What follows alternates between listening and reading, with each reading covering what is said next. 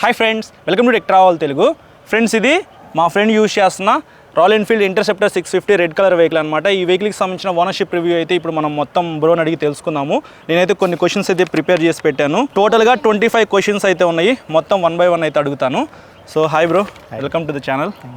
First మీరు ఇది ఎప్పుడు కొన్నారు ఈ వెహికల్? ఈ వెహికల్ నేను 2023లో పర్చేస్ చేశాను. ఓకే, అక్కడ నుంచి యూజ్ చేస్తున్నాను. సో టోటల్గా 6 కలర్స్ అయితే ఉన్నాయి కదా ఈ వెహికల్లో. ఈ కలరే ఎందుకు పర్చేస్ చేశారు? ఈ కలర్ ఎందుకు పర్చేస్ చేశానంటే రిమైనింగ్ కలర్స్ కన్నా నాకు కొద్దిగా ఇది నచ్చిందా? ఐ క్యాచింగ్, కంట్లో తొందరగా పడుతుంది, లుకింగ్ అనేది పర్ఫెక్ట్గా ఉందని చెప్పి తీసుకున్నాను. సో యాక్చువల్లీ ఈ కలర్ ఎందుకు పర్చేస్ చేశారని ఎందుకు అడిగానంటే, చాలామంది ఏంటంటే బ్రో ఏ కలర్ పర్చేస్ చేయాలో నాకు అర్థం కావట్లేదు అని చెప్పేసి చాలామంది అడుగుతారు. సో అందుకనమాట. సో బ్రోకి ఏంటంటే ఈ కలర్ చూడగానే బాగా నచ్చింది కాబట్టి కొనుక్కున్నారు. అందుకే నేను వీడియోలో చెప్తూ ఉంటాను, మీకు ఏది నచ్చితే అది కొనుక్కోండి. సో నా సెకండ్ క్వశ్చన్ వచ్చేటప్పటికి mileage bro. 650cc vehicle, weight ఎక్కువ ఉండిద్ది. సో మైలేజ్ ఎంత వస్తుంది మీకు? మైలేజ్ నాకైతే ఇది 20, హైవే అయితే 25 వస్తుంది. ఓకే, లోకల్లో అయితే 20. సో లోకల్లో 20 కిలోమీటర్స్ మైలేజ్ అంట. చూసుకోండి. మరి మీరు కొన్నప్పుడు ప్రైస్ ఎంత బ్రో? నేను కొన్నప్పుడు 3,67,000. 3,67,000. సో డ్యూక్ 390 ఉంది, GT 650 ఉంది. సో ఆ రెండు కాదని చెప్పేసి 3,50,000 రూపాయలు పైన పెట్టి ఇదే ఎందుకు కొన్నారు? అంటే నేను దీనికి ముందు క్లాసిక్ 350 యూజ్ చేశాను బ్రో. ఓకే, దానికి మధ్యలో డ్యూక్ 200 కూడా యూజ్ చేశాను. ఓకే, ఇంకా ఆ రెండు సెగ్మెంట్స్ కాకుండా 650కి అప్గ్రేడ్ అవుదామని చెప్పి నేను 650cc వచ్చాను. GT 650 ఎందుకు కొనలా? అంటే దానికి పోస్చర్, సిట్టింగ్ పోస్చర్ అనేది దానికి లీన్ ఉంటుంది, బ్యాక్ పెయిన్ వస్తుంది లాంగ్ డ్రైవ్స్ చేయాలంటే. ఇదైతే కంఫర్ట్ ఉండిద్ది, లాంగ్ డ్రైవ్స్ అన్నా వెళ్ళిపోవచ్చు అని చెప్పి ఇంకా నేను ఇంటర్సెప్టర్ వచ్చాను. ఓకే, సో మీరు ఎంత టాప్ స్పీడ్ వెళ్ళారు ఈ వెహికల్ మీద? 180 బ్రో. 180. ఓకే, సో వైబ్రేషన్స్ వస్తాయి బ్రో. ఆఫ్టర్ 120 దాటిన తర్వాత మీకు వైబ్రేషన్స్ అనేవి కామన్. ఓకే, 100, 110, 120 హ్యాపీగా క్రూజ్ చేసుకోవచ్చు. అంతకు 120 దాటిందంటే మాత్రం వైబ్రేషన్స్ వస్తాయి. ఎన్ని కిలోమీటర్స్ వెళ్ళారు long ride? Hyderabad plus Vizag. Okay, ఈ రెండు వెళ్ళారు కంటిన్యూగా. విజయవాడ నుంచి హైదరాబాద్ వెళ్ళారు, తర్వాత వైజాగ్ ఇటువైపు వెళ్ళారు. అదే మీ లాంగ్ రైడ్? అదే long ride. After market lights అయితే నేను ఈ వెహికల్ చూశాను. సో లైట్స్ విజిబిలిటీ ఎలా ఉంది? లైట్స్ విజిబిలిటీ దీనికి వచ్చేసేపాటికి మనకి హాలోజన్ బల్బ్ వేస్తారు. ఓకే, నేను ఎల్ఈడికి మార్చాను, దీన్ని అప్గ్రేడ్ చేశాను. అంటే విజిబిలిటీ లేకపోవడం వల్ల. ఓకే, హాలోజన్కి. ఇంకా ఈ ఫాగ్ లైట్స్ ఎందుకంటే మనకు లాంగ్ డ్రైవ్ చేసేటప్పుడు కానీ, నైట్ రైడ్స్ చేసేటప్పుడు కానీ విజిబిలిటీ అనేది లైట్స్ ఉన్నా కానీ మనకు కొన్ని చోట్ల చాలా డార్క్నెస్ ఎక్కువ ఉంటుంది. దానికోసం నేను ఫాగ్ లైట్స్ అనేది ఎక్స్ట్రా ఫిట్టింగ్ చేయించాను. సో ఆఫ్టర్ మార్కెట్ లైట్స్ ఎంత పడినాయి బ్రో ఇవి? అవి మనకి 12,000 పడ్డాయి. 12,000. Mat dog. ఓకే, అది బాగుందా? Perfect. Okay, so seat comfort, single seat కదా, సీట్ కంఫర్ట్ ఎలా ఉంది? సీట్ కంఫర్ట్ అంటే ఇది యాక్చువల్గా ఇది నేను మోడిఫై చేయించాను మళ్ళీ. ఓకే, ఇది కంపెనీ నుండి వచ్చేటప్పుడు ఇది రాదు, అంత కంఫర్ట్ ఉండదు. అది స్ట్రైట్ సీట్ వస్తుంది. నేను ఇది మళ్ళీ టూరింగ్ సీట్ సపరేట్గా ఆర్డర్ చేసి దీన్ని తెప్పించుకున్నాను. ఓకే, అందులోనూ ఈ జెల్ సీట్ లాంటిది మీరు సపరేట్ తెప్పించుకున్నాను నేను. సో ఇంకా బెటర్ కంఫర్ట్ ఉండడం కోసం. సో ఇది ఎంత పడింది? ఇది 1,500 పడింది బ్రో. సీట్ వచ్చేసి మనకి 5,000-6,000 అట్లా పడుతుంది. 5,000-6,000. ఓకే, ఇప్పుడు కొత్త ఇంటర్సెప్టర్ కొనుక్కున్న వాళ్ళు ఈ సీట్ కొనుక్కోకపోయినా కానీ ఇది ఒకటి కొనుక్కుంటే సరిపోతుంది, కంఫర్ట్. అంతకన్నా ఎక్కువ లాంగ్ వెళ్ళాలనుకుంటే మాత్రం అప్పుడు మీ ఇష్టం, మీరు సపరేట్గా కొనుక్కోవచ్చు అనమాట వేరే సీట్ అయితే. సో ఎగ్జాస్ట్ కూడా మీరు మాడిఫికేషన్ చేయించారు. సో ఎందుకు? పర్ఫార్మెన్స్ కోసం. స్టాక్ ఎగ్జాస్ట్తో కంపేర్ చేస్తే మీకు కొద్దిగా పెర్ఫార్మెన్స్ అనిపించిందా? అనిపించింది. ఎగ్జాస్ట్తో పాటు నేను దీనికి air filter, okay, iridium spark plugs, ఇవన్నీ మార్చాను, అప్గ్రేడ్ చేశాను. దానివల్ల ఇంకొద్దిగా బెటర్ పర్ఫార్మెన్స్ అనేది వస్తుంది నాకు. సో మీకు స్టాక్ పెర్ఫార్మెన్స్తో కంపేర్ చేసుకుంటే స్పార్క్ ప్లగ్ ఒకటి, BMC ఎయిర్ ఫిల్టర్ కానీ లేకపోతే K&N, మీ ఇష్టం, మీకు నచ్చిన బ్రాండ్ ఎయిర్ ఫిల్టర్ ఒకటి మోడిఫికేషన్ చేయించుకొని ఎగ్జాస్ట్ మోడిఫికేషన్ చేయించుకుంటే కొద్దిగా పెర్ఫార్మెన్స్ అయితే పెరుగుతుంది అనమాట. అయితే సో ఎన్ని కిలోమీటర్స్ తిరిగారు బ్రో? అడగడం మర్చిపోయాను. 40,000 తిరిగాను. So service cost like maintenance అనమాట. ఎందుకంటే చాలామంది మెయింటెనెన్స్ అమ్మో ఎక్కువ ఉండిద్దని అనుకుంటారు కదా. సో మీకు ఫస్ట్ సర్వీస్ కాస్ట్ ఎంత అవుతుంది, ఇప్పుడు మెయింటెనెన్స్ ఎలా ఉంది ఓవరాల్గా?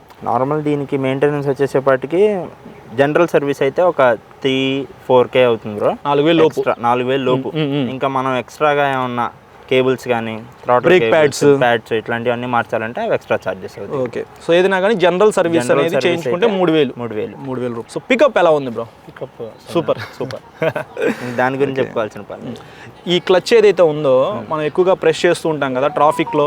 సో మీకు అప్పుడు స్మూత్గా ఉండిద్దా, హార్డ్గా ఉండిద్దా? అంటే స్మూత్ హార్డ్ అంటే నేనేం చేస్తానంటే ఎవ్రీ సర్వీస్కి ఇప్పుడు ఒకసారి ఇంజిన్ ఆయిల్ అది మార్చడానికి తీసుకెళ్ళాను అంటే కేబుల్స్ కూడా చేంజ్ చేయించామని చెప్తాను. ఓకే, క్లచ్ కేబుల్ ఏదైతే ఉండిద్దో అది హార్డ్ అవుతూనే ఉండిద్ది అనమాట. కొంతమంది మార్చుకోకపోవడం వల్ల ఏంటంటే ఆ క్లచ్ కేబుల్ అనేది హార్డ్ అయిపోతుంది, ఒక్కొక్కసారి బ్రేక్ అవుతుంది అనమాట. సో బ్రో లాగా మీ ఇష్టం, మీ దగ్గర డబ్బులు ఉండి ఎవ్రీ టైం మార్చుకోవాలనుకుంటే మార్చుకోవచ్చు, అప్పుడు ఇంకా మీకు క్లచ్ పెర్ఫార్మెన్స్ బాగుండిద్ది. సో నెక్స్ట్ క్వశ్చన్ ఏంటంటే బ్రో, ట్రాన్స్మిషన్ అనమాట. సో ఇందులో మీకు 6 గేర్స్ అయితే ఉంటాయి కదా, గేర్లు వేసేటప్పుడు కానీ తీసేటప్పుడు కానీ ఏమన్నా స్టక్ అవటం కానీ మీకు ఏమైనా ప్రాబ్లం అనిపించిందా? ఫస్ట్ గేర్ కొద్దిగా స్టార్ట్ చేసిన తర్వాత ఫస్ట్ గేర్ వేసినప్పుడు కొద్దిగా టక్కన్ సౌండ్ వస్తుంది. ఓకే. దాని తర్వాత రన్నింగ్లో కానీ మీరు ఇబ్బంది లేకుండా గేర్ అనేది షిఫ్ట్ చేసుకోవచ్చు. ఓకే. నెక్స్ట్ బ్రేక్ పెర్ఫార్మెన్స్ ఎలా ఉంది బ్రో? బ్రేక్ పెర్ఫార్మెన్స్ వచ్చేపాటికి నేను దీనికి నార్మల్గా రాయల్ ఎన్ఫీల్డ్ నుండి వచ్చేవి బ్రెంబో మ్యానుఫ్యాక్చరింగ్ చేస్తుంది దీనికి. By Brembo. yes. ఓకే. నేను దీనికి ఏం చేశానంటే క్రాంక్ 1 బ్రేక్ ప్యాడ్స్ అను ఎన్జీకే ఎంగేజ్ ఆ బ్రేక్ ప్యాడ్స్ యూజ్ చేస్తాను బ్రో. ఓకే. సో వేరే ఆఫ్టర్ మార్కెట్ బ్రేక్ ప్యాడ్స్ అనేవి యూజ్ చేస్తాను. కాకపోతే దానికి ఇచ్చే ఆ పర్ఫార్మెన్స్ ఇచ్చేదే ఇవి కూడా సేమ్ ఇస్తుంది. ఓకే. దాని బ్రేకింగ్ నుంచి ఎటువంటి ప్రాబ్లం అయితే ఉండదు. స్పీడ్గా వెళ్ళేటప్పుడు బ్రేక్ వేస్తే ఆగటం సో అంతా ఓకే. ఏబిఎస్ కానీ బ్రేక్స్ పరంగా ఇబ్బంది లేదు. సస్పెన్షన్ ఎలా అనిపించింది ఇది మీకు? ఈ సస్పెన్షన్ బ్యాక్ సైడ్ బాగానే ఉంది బ్రో, ప్రాబ్లం ఏం లేదు. ప్రాబ్లం అయితే ఏం లేదు.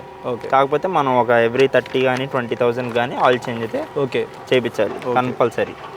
టైర్స్ గ్రిప్ ఎలా ఉంది? అంటే ఇది ఇంజన్ హెవీ కాబట్టి మనకి దీని స్పీడ్ కానీ అది మనం క్రూజ్ చేసేటప్పుడు కానీ టైర్స్ అనేవి చాలా తొందరగా మనకి అరిగిపోవడం అనేది జరిగింది. ఓకే. దానివల్ల మనం టైర్ చేంజెస్ అయితే సో కొద్దిగా రెగ్యులర్ బైక్స్ కన్నా దీనికి కొద్దిగా ఎర్లీగా వచ్చేస్తుంది. సో త్వరగా టైర్లు అయితే అరిగిపోయే అవకాశం అయితే ఉందన్నమాట. GT 650 are interceptor 650. సో ఎన్నిసార్లు మార్చారు టైర్స్? 3 టైమ్స్ మార్చి. 3 టైమ్స్ మార్చి. సో ఒక్కొక్క టైర్ కాస్ట్ ఎంత అవుతుంది? ఒక్కొక్క టైర్ కాస్ట్ వచ్చేసి అంటే మనం బ్రాండ్ని బట్టి. ఓకే. ఫ్రంట్ టైర్ కాస్ట్ అయితే మీరు యూజ్ చేసేది ఏంటిది? MRF. ఈ టైర్ కాస్ట్ ఎంత పడింది అప్పట్లో? నాకు ఇది 3,900 change, almost 4,000 front tyre cost అయితే. బ్యాక్ సైడ్ అయితే 5,000. ఓకే. సో ఇది ఫ్యామిలీ కోసం కొనుక్కోవచ్చా? చాలామంది డ్రీమ్ వెహికల్ ఉంటుంది. సో మా మమ్మీ డాడీని లేకపోతే వైఫ్ని ఎక్కించుకొని నేను తిరుగుదామని అనుకుంటాను, సో ఆ ఉద్దేశంతో ఇది కొనుక్కొని వాడుకోవచ్చా అంటే మీరేమంటారు? లేదు బ్రో, ఇది ఫ్యామిలీకి అయితే అసలు కంప్లీట్గా పనికిరాదు. ఓకే. మీరేంటంటే నార్మల్గా మీరు ఇంక మీ పార్ట్నర్ ఎవరైతే ఉన్నారో వాళ్ళతో బయటకు వెళ్ళడానికి చిన్న రైడ్స్ కానీ సోలో రైడ్స్ మాత్రం సూపర్. యా. వీటిల్లో ఏదైనా ఒక ఫ్యూచర్ మిస్ అయిందని చెప్పేసి మీరు ఎప్పుడైనా ఫీల్ అయ్యారా? ఫ్యూచర్ అంటే యాక్చువల్గా దీనికి లుకింగ్ పరంగా చూసుకోవాలంటే మనకి instrument cluster bro front side అది డిజిటల్ చేస్తే బాగుండు అన్నది కొద్దిగా. ఓకే. ఆ డిజిటల్ మీటర్ ఇస్తే బాగుండని మీకు అనిపించింది, అదొకటి మిస్సింగ్ పార్ట్. మీకు ఈ వెహికల్ ఏదైనా నచ్చని ఫీచర్ అనుకోవచ్చు? ఫీచరా వాబ్లింగ్ అవుతుందా? హెవీ అవుతుంది. ఓకే. ఆఫ్టర్ 100 క్రాస్ 100 110 రెగ్యులర్గా ఏం చెప్తారంటే దీనికి నార్మల్గా వచ్చేవి స్పోక్ వీల్స్, నేను అవి అప్గ్రేడ్ చేసి అలాయ్స్కి మార్చాను. ఓకే. అలాయ్స్కి మార్చిన తర్వాత ఒక 2 months ఏమన్నా నాకు వాబ్లింగ్ ఇష్యూ అనేది రాలా. ఓకే. తర్వాత మళ్ళీ వాబ్లింగ్ ఇష్యూస్ అనేవి మళ్ళీ స్టార్ట్ అయిపోయింది రెగ్యులర్. సో స్పోక్ వీల్స్ ఉంటే వాబ్లింగ్ రాదంటారా? వాబ్లింగ్ వస్తుంది. అది ఎట్లా వచ్చిందంటే ఇప్పుడు మనకు కొద్దిగా చిన్న బెండ్ వచ్చినా కానీ రన్నింగ్లో అది వాబ్లింగ్ మనకి అర్థమైపోయింది.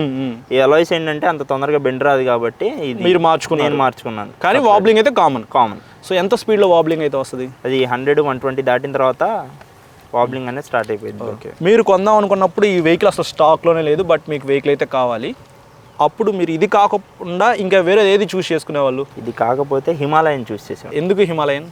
అది ఫస్ట్ నుంచి కూడా నేను ఆ బైక్ ఓన్ చేసుకోవాలనుకున్నాను, కాకపోతే కొన్ని సర్కమ్స్టెన్స్ వల్ల ఓకే ఇది తీసుకోవాల్సి వచ్చింది. మీకు ఈ వెహికల్లో బాగా నచ్చిన పార్ట్ ఏంటి? నచ్చిన ఫీచర్ అని చెప్పుకోవచ్చు ఏదైనా? నచ్చిన feature power bro. Power super performance. Okay bro, final question వచ్చేటప్పటికి ఈ వెహికల్ని మీరు మా సబ్స్క్రైబర్స్కి సజెస్ట్ చేస్తారా? చేస్తాను బ్రో, ఎందుకంటే దీనికి ఉన్న పవర్ మనం సోలో రైడ్స్ చేయాలన్నా కానీ అసలు ఇది బెస్ట్ చాయిస్ అనమాట. ఓకే. మనకి అడ్వెంచర్స్తో కానీ వేరే క్రూజింగ్ బైక్స్తో కానీ ఇది వాటితో కాంపిటీషన్తో వెళ్ళిపోతుంది. ఓకే. మనకి ఇబ్బంది అయితే ఉండదు. అది ఇంకోటి ఏంటి ఇందాక చెప్పడం మర్చిపోయాను, దీనికి ఛార్జింగ్ సాకెట్ ఒకటి ఇస్తే బాగుండు అనేది నాకు చిన్న ఒకటి. సో రైడ్ చేసుకుంటే వెళ్ళేటప్పుడు ఛార్జింగ్ పెట్టుకోవడానికి అవకాశం ఉంది. దీంట్లో అది లేదు. ఓకే. అలాగే ఈ ఫ్యూయల్ ట్యాంక్ పైన మీరు ఇది గ్రిప్ పెట్టించుకున్నారు కదా బ్రో, ట్యాంక్ ప్యాడ్స్, ఎందుకు ఇది? అది హీటింగ్, ఇంజన్ హీట్. ఈ ట్యాంక్ కూడా మనకి లైట్ హీట్ అనేది వస్తుంది బ్రో. అది కాకుండా కొద్దిగా మన కంఫర్ట్ అనేది ఉండేది, గ్రిప్ బాగుంటుంది, ఆ ఉద్దేశంతో ఇది పెట్టించుకున్నాం. So okay, thank you so much bro. ఇది ఫ్రెండ్స్ ఓవరాల్గా ఓనర్షిప్ రివ్యూ అయితే. వీడియో నచ్చితే మాత్రం లైక్ చేసి మన ఛానల్కి సబ్స్క్రైబ్ చేసుకుని సపోర్ట్ చేస్తామండి. Thank you.